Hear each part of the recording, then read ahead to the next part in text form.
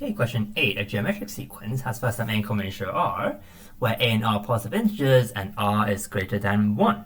The sum of the first n terms is denoted by Sn, as usual.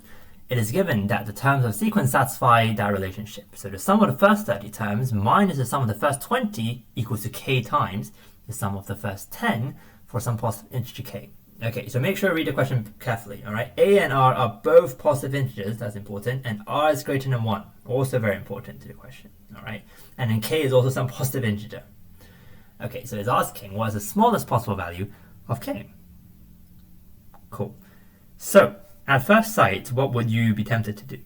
Well, you would say, I remember the formula for the sum of geometric sequence, right? So I'm going to go r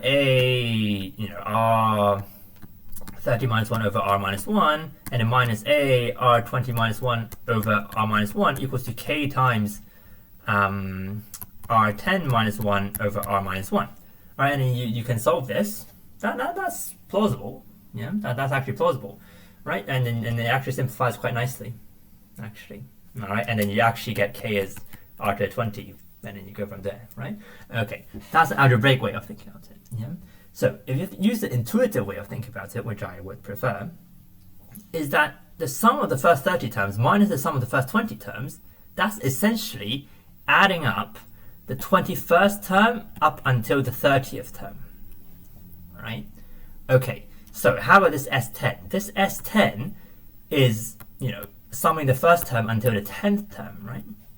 Okay, so you think in your head, if you create a mapping, all right, okay, this word is unnecessarily technical, but okay, mapping from the first term to the 21st term, and then let's say the 10th term to the 30th term, right, term by term you match them, then basically what you do every time is that you multiply by 20 common ratios, right? If you want to get to the first term, from the first term to the 21st term, you multiply by r to the 20. Same for if you want to get from the 10th term to the 30th term. All right, that's also multiplied by r to the 20. So therefore, if I multiply this whole thing by r to the 20, each term will correspond.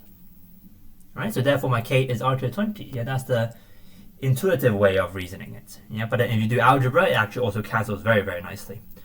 Okay, and then you've got to ask yourself, well, I don't have the r, right? So how am I supposed to figure out k? Well, that's why the question asks you for the smallest possible value of k. Yeah, so if I want to make k small, then I'd better make the r small. Right, so how do I make the r small? Well, r is greater than 1, fine, and a and r are both positive integers. Right, so the positive integer, the smallest possible integer, which is greater than 1, is 2.